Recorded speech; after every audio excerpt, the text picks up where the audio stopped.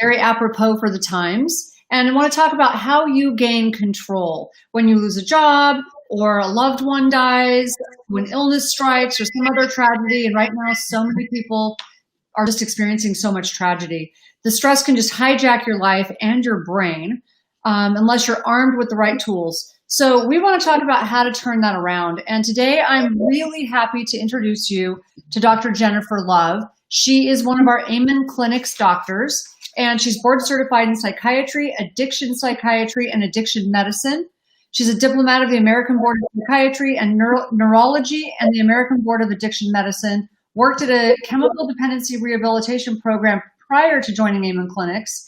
And she's an award-winning researcher and international speaker interested in the interface between cultural and spiritual factors in overall mental health.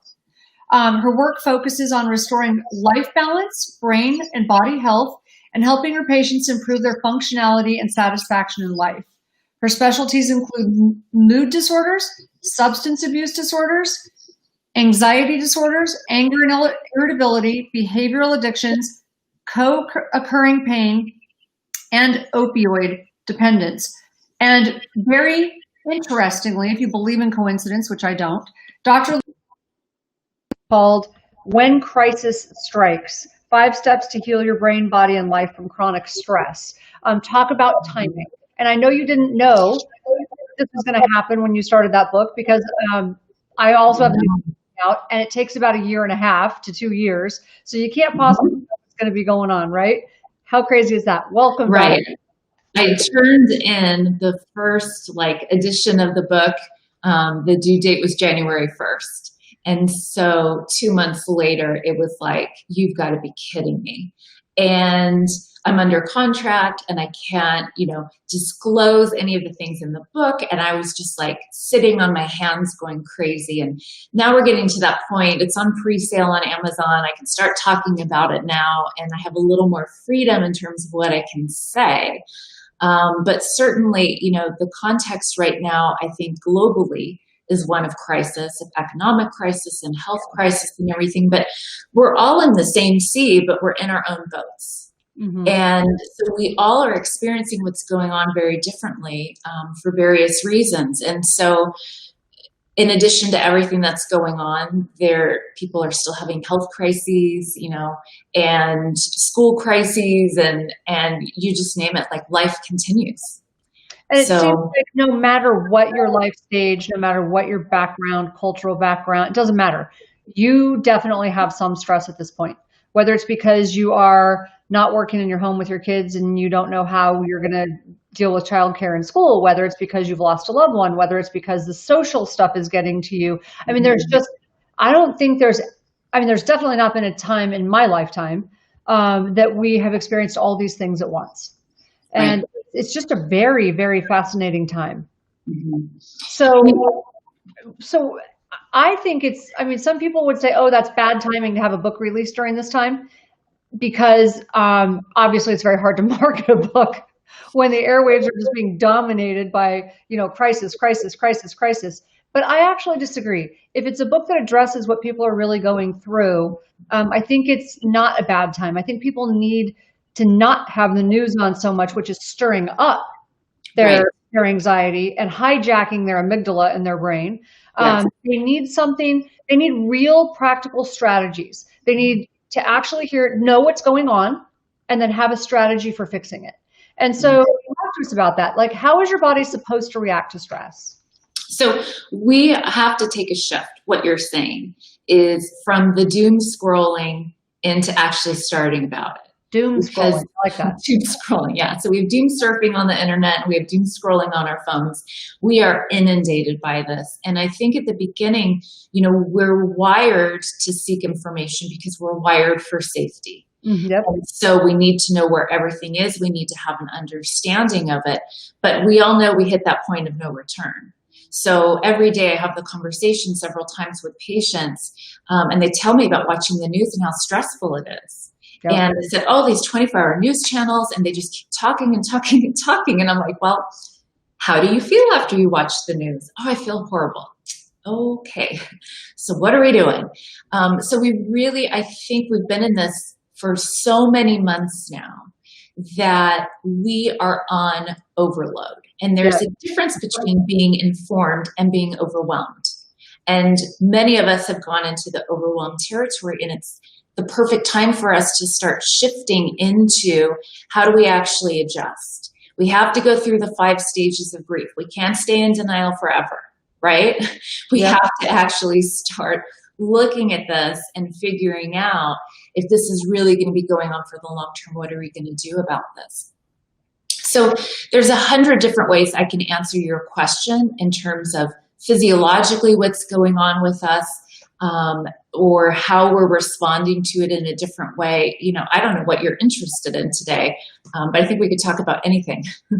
So I know from the standpoint of, I talk to people a lot about chronic inflammation versus acute inflammation, right? We need inflammation in our bodies. We need to be able to respond to a burn or a cut or an injury in an acute way. But when inflammation turns chronic, it's very devastating to our bodies, right? It's the cause of so many illnesses. And I would love for you to talk to people about how stress does what it does, because it's sort of similar in a way. It is. Explain that to us from the standpoint of the brain. Okay. So I have a whole chapter on this in the book of like the basics. It's not like a science chapter, but it's the basics, but I'll summarize it in a minute. We are wired, the emergency system we have in our brain sends chemical messages when it senses danger, and our adrenal glands respond with a number of different hormones, cortisol being one of them. Right. And adrenaline, norepinephrine, we get our fight or flight. So we're wired to kind of run from bears. So if we see the bear, we're either going to fight the bear or run from the bear, but we have that adrenaline going. Our bodies then expect we get out of that situation and then we can recover. Part of that, because we have to run or fight, is the cortisol helps get the glucose, our energy, into the muscles and the tissues so we can fight or run. And it happens all very kind of automatically. But the problem is when crisis just keeps going and going and going, and our brains can't recover and our adrenal glands can't recover, then we can kind of get into this mode of just feeling tired and having muscle tension and having all these physical symptoms, because that whole stress response system isn't wired to do chronic stress. Right. No, I like that a lot. And chronic stress is just so detrimental to us. I know, I'm surrounded by people like you and all these amazing experts. And I think of myself as having a lot of tools, and even in our own home. I mean, we are experiencing this because in the beginning it was like, oh, we've got this, we've got this, we've got the skill, we know what we're doing. And then it goes on and on and on. And then someone you love dies, and then school's not starting, and then social stuff is happening. And it just begins to be too much. And I know at one point I just started to lose it. Like I was just, and we started several times, Tana, several times. And but I know, I started reaching out to a lot of the professionals, and you just are such a great resource for people going through this. And I use a shotgun approach. I don't do one thing. I'm one of those people, they say tiny habits, tiny steps. Yeah, I need to jump the canyon. Whenever I'm suffering, it's like I jump the canyon, and not everybody's like that. So we want to be able to talk to people about both. But for me, it was like I went in the oxygen chamber and I started meditating more, and I like baths and, lavender tea. And I was doing all like praying and like just so many things, because I felt like I just needed it all the way around, exercise and diet. And I'm not one of those people who feels like I can do one thing and figure it all out. So, but for people who need those one things, what's one thing someone can do right now? Yes. So one, I'd say stop the doom scrolling. Yes. And limit your exposure and create a space on social media that is positive. I've really had to limit Facebook because I can't control what I'm seeing. And I created like a secret Instagram account. I have my Dr. Love Instagram, but I have this one under a different name.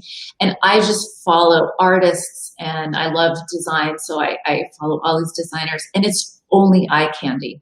There is nothing on there that's stressful. And I think there are things that are going on that require response for us, but we have to think about what we value, and how we want to respond. So do we want to have a negative voice and complain about everything? I don't want to read that. No one wants to read that. Don't be against things before things, right? And decide what your voice is going to be and use it wisely.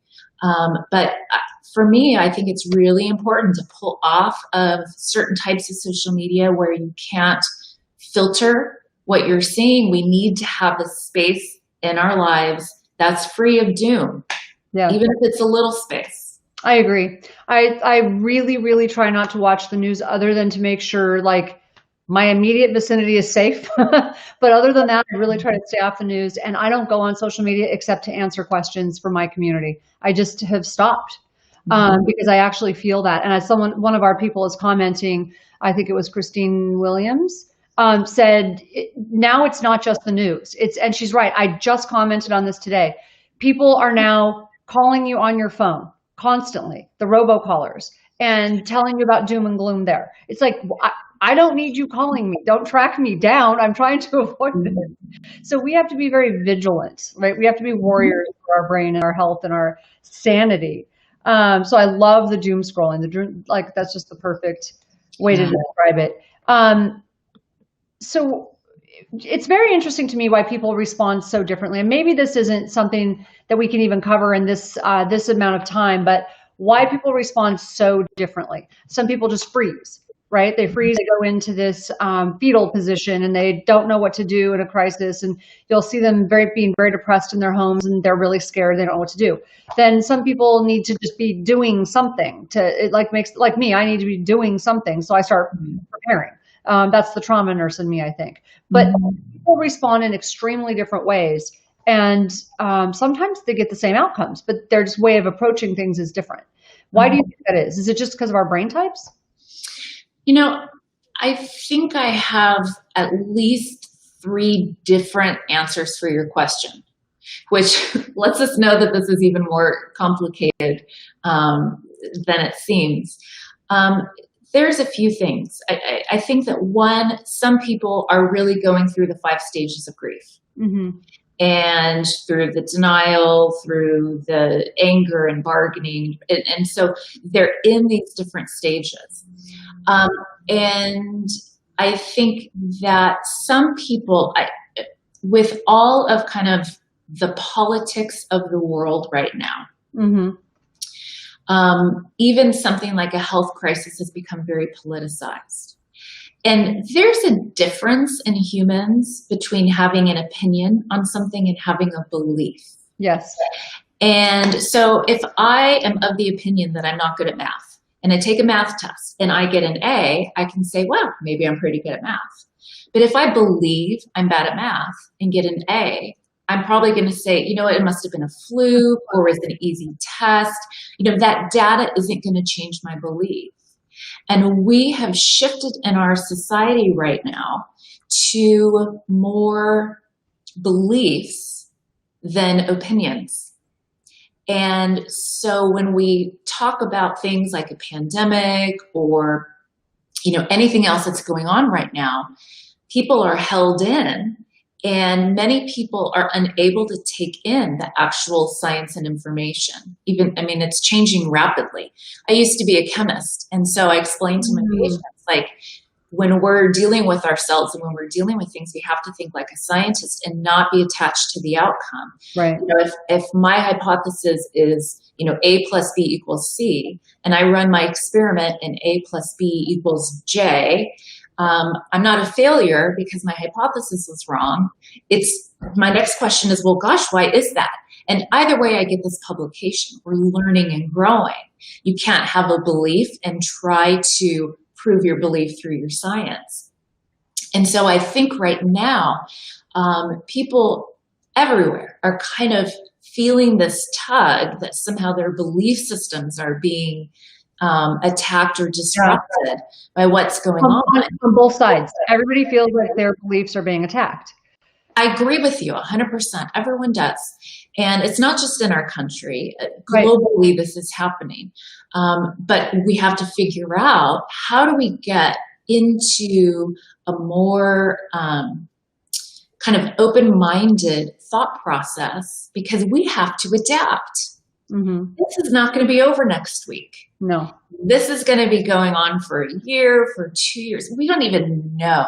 And so we are going to be happiest. In fact, the world may never be the same. So, never. I mean, clearly something is changing. And so it might not be the same. So how do we get to that new normal and stop trying to make it go backwards? We all want our lives back, but maybe getting your life back is something new. What do you think about that? Well, I think that that what you just said is perfect. Getting your life back means something new. Mm. We are wired to hate change because, again, primitive survival. We don't want to leave the cave and move to a different cave because we don't know where the wolves and bears live in that new area. So even though we don't have wolves and bears, we have a virus. We are afraid of change and we don't like it. And humans fight change. We can want to change. This is why I have a job. Logically, I want to change. Emotionally, I don't want to change. This is why I'm employed. My emotions are not logical. So I want to lose weight. I want to be healthy, but I really just want to get a pizza and sit on my couch and watch Netflix. So it's like, I don't really want to do the things I want to do.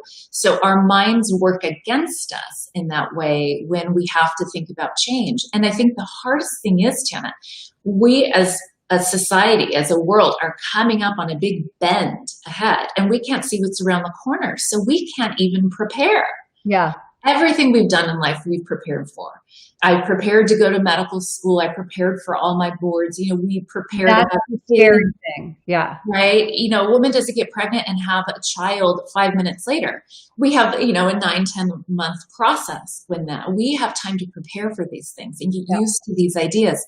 And we don't know how to do that right now. Well, and especially for parents, moms, like the idea that we can't know what to do to keep our kids safe always. I mean, that's a really disconcerting feeling.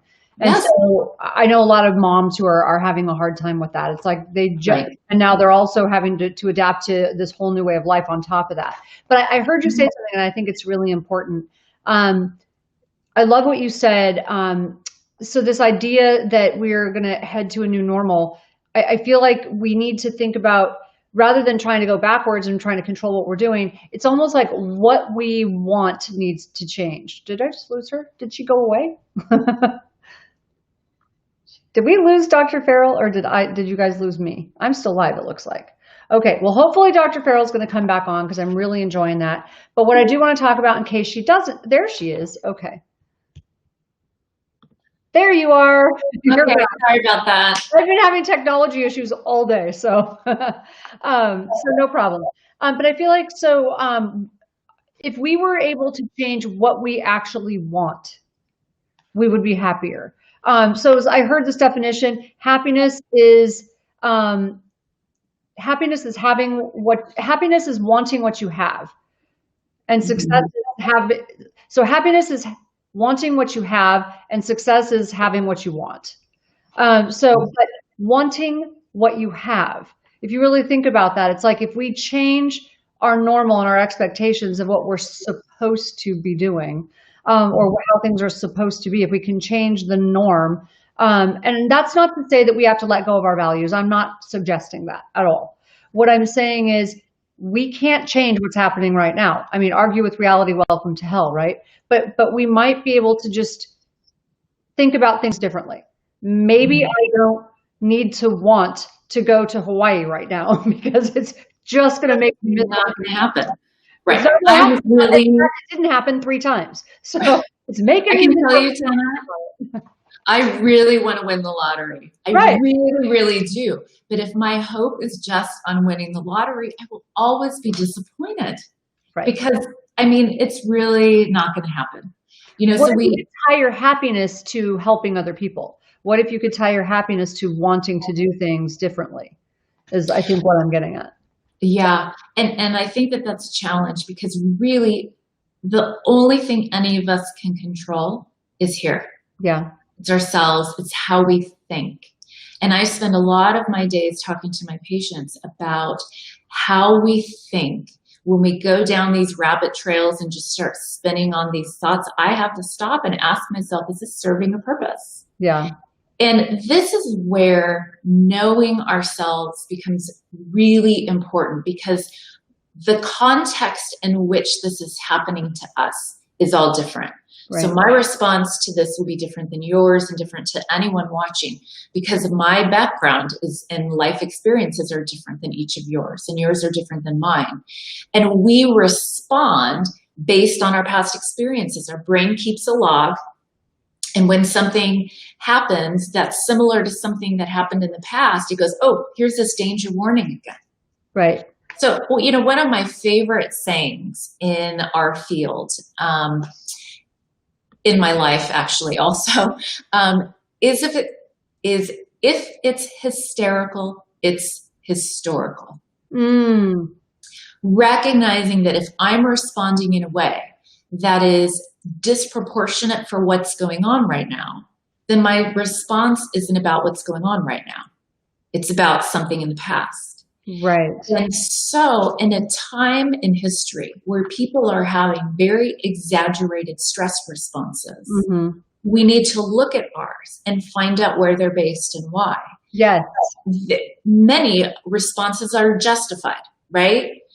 I want social change. Right. I feel that's justified, and we feel justified in standing up for the things that we value. However, I have very sensitive spots because of my background, and there are things that bother me more than other people. And if I can be aware of that, then that helps me actually cope with what's going on now and separate the present from all of the things that have reminded me in the past. So someone who has a trigger of not feeling in control is probably going crazy right now. Yes. Angry, irritated all the time. Right. So I feel very fortunate, because obviously being married to who I'm married to is a game changer, literally a game changer. But we have very mismatched anxiety. So his anxiety has more to do with the virus. Mine has more to do, because of what you just said, my triggers, my background, my triggers. Mine has to do with feeling safe. And so I get triggered by certain things that I see, because, and I didn't even recognize it at first, but it reminded me of a childhood that was very unsafe. In fact, my book coming out is called The Relentless Courage of a Scared Child. It's about overcoming trauma. And so when my environment feels out of control, I get triggered big time. So our anxiety has been super mismatched. But because we have some of these skills, he's been able to help me through it. I joke with him. I'm like, your brain is the happiest place on earth. You've got Mickey and Minnie doing the waltz. It's like Disneyland, right? But mine is not. I'm always looking for the threat. I'm always looking for the scary thing, and I need to always be preparing. But understanding that has been life-changing. Yes. So I love that you are doing that work, because that's what a lot of our calls to Amen clinics are right now. People's anxiety is just way out of control. It's mismatched with other people in their lives, and they need someone. So if people want to reach out to you, I've got a number here just in case, because I know people watching. I'm watching the comments, so that's why I'm saying this. So Dr. Love, if you really are struggling, I know calls to the suicide hotline went up over 1,000 times, 1,000% when the pandemic started, and it's just been not getting better since the social stuff started also. So if you need to talk to someone, I know you're doing telehealth right now, right? For people. Yes. And to reach Dr. Love, you can call 844-818-0616 if you want to speak to somebody. Her new book, When Crisis Strikes, is that right? Yes. Crisis Strikes. When Crisis Strikes, 5 steps to heal your brain, body, and life from chronic stress. And I love it. When is it coming out? It's such a perfect time. It's December 29th. It is on pre-sale on Amazon. Wow, mine's January 5th. We were very close. Yeah. So we can, I was going to say we can have a book party together, but maybe it'll be online. Maybe it'll be online. Maybe I don't know if we're going to have book parties. A reveal or something like that. That's fantastic. So yeah, mine's a memoir about trauma, and yours is a book about overcoming and managing crisis in your life. So I love that. So they can reach you. How else can they reach you, Dr. Love? I'm on Instagram at Dr. _author _ Jennifer _ Love. Okay. So I'm there. Perfect. And so if people there's a lot of people that come to us because they don't want to take medications. We are not anti-medication. We are against the indiscriminate use of medication, but medications sometimes are necessary. But for those people who they may not be necessary for, or who don't want to use them for whatever reason, there's also a lot of supplements. I know that you're very savvy with using supplements with people to help just support a calm mood, if you will. Things like I know saffron can be helpful, or serotonin mood support. Can they reach out to you as well and just help walk if they're really scared of medicine? Can they walk through that with you as well? Well, I mean, sure. And I think all of our doctors are doing that right now. And we even talk about what supplements we're taking, with Right. vitamin D to boost immunity, Definitely. and curcumins and zinc and certain things that we're all doing. There are not just supplements, but there's a lot that we can do with our lifestyle Yes. to address how we're feeling as well. And I just want to circle back to the thing that you mentioned at the very beginning about immunity. And there is a higher rate of autoimmune disorders with people who have post-traumatic stress disorder. Yes. So we don't all have PTSD, but we are under the stress. And so our immune systems go on guard and we can start attacking things. Ourselves, our own thyroids, or even people can develop allergies against food they've never had an allergy with before. Like our bodies just go on alert. And so studies have shown that one of the top non-medical ways of addressing trauma in the body is actually yoga. Oh, that's awesome. Yeah, I'm doing it online with YouTube. Like that's something you can do. Because I've got my 10-year-old niece doing it. So that's fantastic. Yeah. No. Yeah, I have my co-author for my book is from Norway.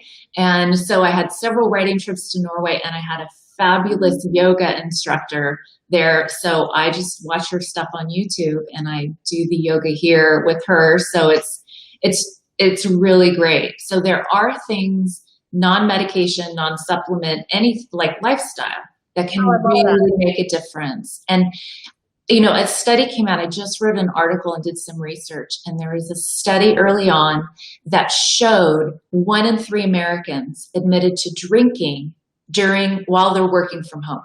Oh, wow. During work hours. Yeah.